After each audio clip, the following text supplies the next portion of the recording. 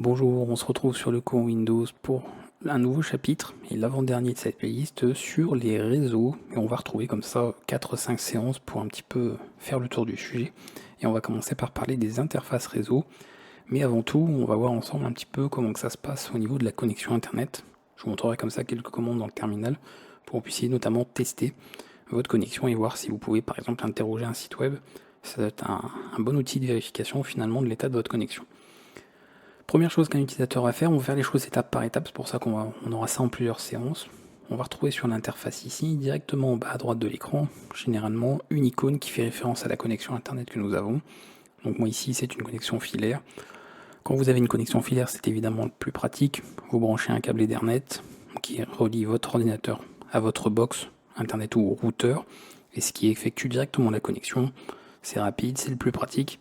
Sinon vous êtes sur un point d'accès à distance, donc une connexion Wi-Fi, et dans ce cas-là vous saisissez notamment la clé qui est fournie généralement sur l'étiquette de votre box, ou éventuellement envoyée par email ou dans un manuel avec le carton, et vous avez comme ça la connexion qui est possible à distance, à condition bien sûr que votre ordinateur soit équipé d'un module Wi-Fi pour que ça fonctionne, ou alors un ordinateur portable qui généralement en ont un d'intégré.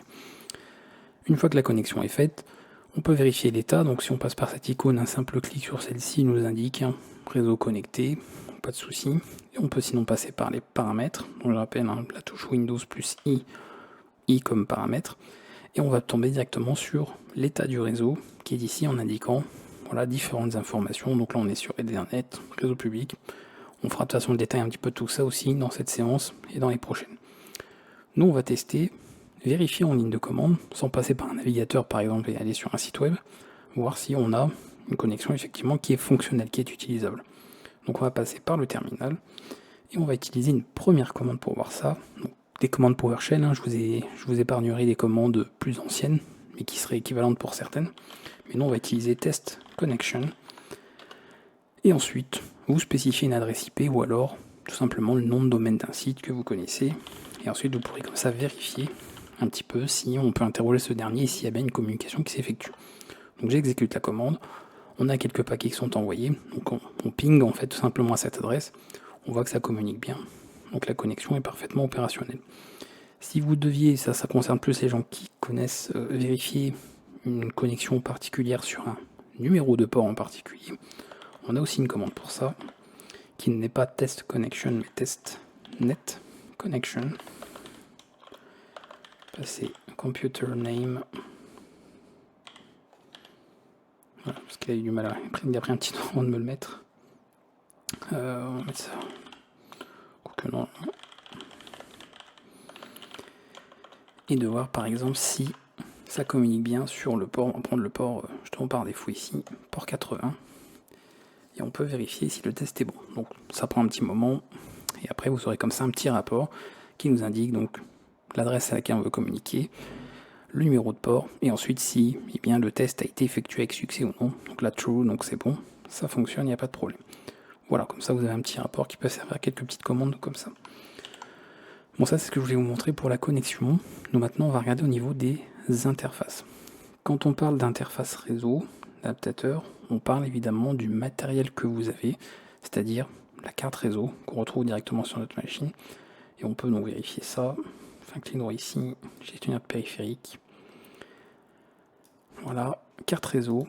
Et on va retrouver éventuellement différentes cartes. Alors moi, je suis sur un système virtualisé, donc ce n'est pas une carte qui existe, c'est une carte simulée. Mais on retrouve comme ça cette carte.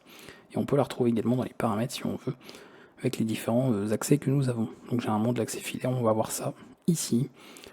On va retrouver le réseau là, et on a comme ça différentes informations. Mais on va de toute façon un petit peu énumérer d'autres.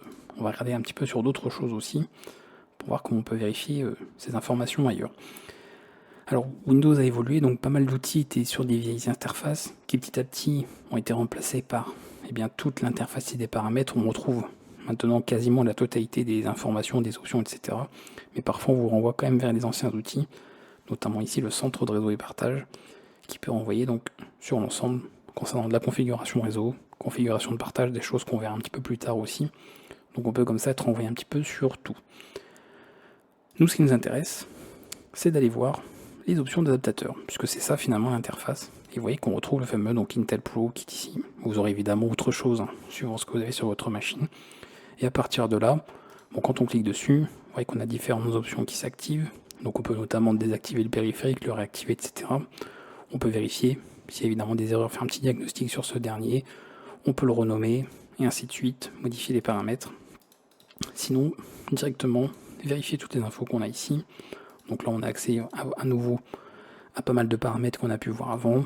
Donc pareil, certains qu'on abordera de toute façon dans les prochaines vidéos. Donc je ne m'attarde pas dessus ici. Et enfin, donc le renommage voilà, qui est accessible là, et les propriétés, vous voyez qu'on retrouve à nouveau ici. Donc c'est souvent qu'on a une interface qui vous ramène finalement la même chose à de différents endroits différents. Donc ne soyez pas surpris avec ça. Ok, ça c'est pour la partie graphique. Si vous êtes simple utilisateur ou administrateur en tout cas de réseau ici en graphique, on va passer principalement par ces outils-là concernant on va dire les interfaces réseau.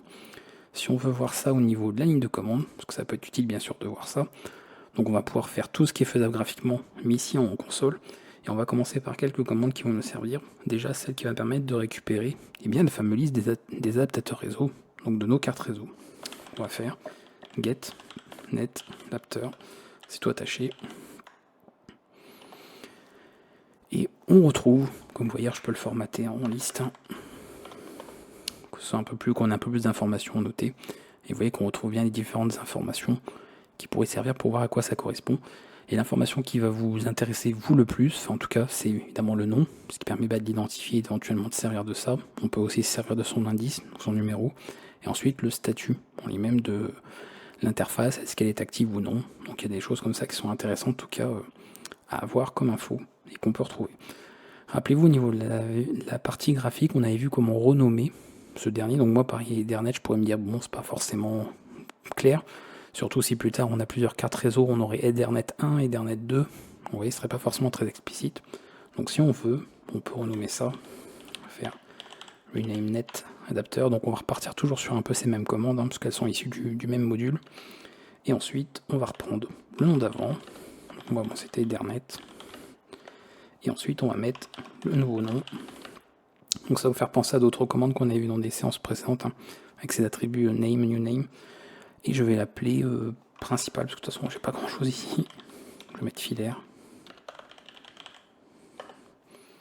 Voilà. Alors oui, évidemment. Il faut qu'on passe via le terminal en mode administrateur, parce qu'on fait des changements qui nécessitent les bonnes permissions. Donc on recommence. Hop, j'agrandis ça pour vous. Ce qui m'a gardé les commandes, oui. Name, voilà. Je valide. Et ça va être bon. Donc là, si je refais ça, vous voyez qu'on a bien modifié le nom. Et on peut bien sûr vérifier dans la partie graphique. On va le refaire ici. Réseau et Internet. Et on a, vous voyez, filaire. Donc c'est important parce qu'on aurait pu penser qu'Ethernet, c'était pas le nom en lui-même, c'était plus une configuration propre aux paramètres. Sauf que non. Ce qui est propre aux paramètres, c'est ça, pour indiquer toutes les connexions filaires que vous avez au niveau de vos cartes. Et éventuellement ici les connexions avec accès à distance. Donc là, il n'y en a pas. Donc vous pouvez voir un petit peu, on va dire, toutes ces parties-là. Donc nous, c'était surtout ce nom-là qui nous intéressait. Autre chose que nous pouvons faire, parce que tout à l'heure, quand on allait dans les options ici, graphiques, on a vu qu'on pouvait très bien désactiver. Vous voyez, on peut désactiver et réactiver ce dernier. Et on va bien sûr pouvoir faire ça en ligne de commande aussi. Donc là, bon, je suis sur Internet, je vais aller sur une page vite fait. Vous voyez, ça fonctionne, il n'y a pas de problème. Donc on est bien en ligne. On va aller ici. Hop. On va utiliser la commande disable net adapter, comme ceci, en spécifiant le nom. Donc nous, le nom, on l'a changé tout à l'heure, c'est filaire. Et comme ça, on a voilà, tout ce qu'il nous faut. Je le désactive. Oui, de toute façon, il n'y a pas de problème. Et là, vous voyez, hop, l'icône en bas à droite a changé. Nous ne sommes plus connectés. Et évidemment, si j'actualise cette page, de toute façon, voilà, on n'est pas connecté, donc on voit que ça a bien fonctionné sans problème. On va faire l'inverse. On va réactiver ce dernier, parce que pareil, c'est ça qu'on pourrait dans les paramètres voir un petit peu. Vous voyez, ça a bien été désactivé. Donc on peut cette fois-ci l'activer ici. Mais si on est dans un programme ou un script qu'on a écrit, on peut le faire bien sûr en ligne de commande. Donc toujours pareil, je vais vous montrer deux possibilités. Parce que selon l'usage que l'on a, eh bien on passera par un script, donc des commandes PowerShell. Sinon on fera ça graphiquement à la souris. Je relance ce dernier. Et cette fois-ci, voilà, c'est à nouveau activé, on est à nouveau connecté, et la page recharge de nouveau, pas de souci. Si vous avez besoin de faire des modifications quelconques qui nécessiteraient un redémarrage de la carte réseau, ou pour éventuellement remettre dans un autre état, ou faire quelques réinitialisations ou autres, vous avez aussi la commande Restart Net Adapter, qui permet de redémarrer. Alors oui, si je précise pas lequel, pas au pif. Évidemment, moi c'est vrai que j'en ai qu'un sur mon exemple, mais vous peut-être que vous aurez plusieurs cartes réseau, donc c'est y compris des cartes virtuelles, donc c'est bien de voir un petit peu tout ça. Et là on a simplement fait un redémarrage, donc ça a été très rapide, le temps de désactiver, réactiver, donc vous avez comme ça ces petites commandes là qui sont disponibles. Voilà, on va s'arrêter là en tout cas pour cette première vidéo, parce qu'on en a vraiment plein d'autres qu'on va aborder. Là je voulais surtout qu'on aborde graphiquement et via PowerShell. Déjà bon, l'aspect connexion internet avec quelques commandes pour ping directement sur une adresse, et ensuite qu'on va au niveau des interfaces, donc vos cartes réseau, voir comment on peut les gérer, activer, désactiver, via méthode graphique, via la console, et on va voir d'autres choses par la suite, notamment les profils, le partage de fichiers, on abordera également de la configuration internet, donc directement en configuration IP et un peu de TCP, et d'autres choses comme le routage, tout ce qui est serveur de nom. Donc on a encore pas mal de notions, de concepts à voir en tout cas sur ce chapitre réseau sur Windows. S'il y a des questions, n'hésitez pas, et sinon dans tous les cas on se retrouve pour la prochaine sur la suite de ce cours. Ciao.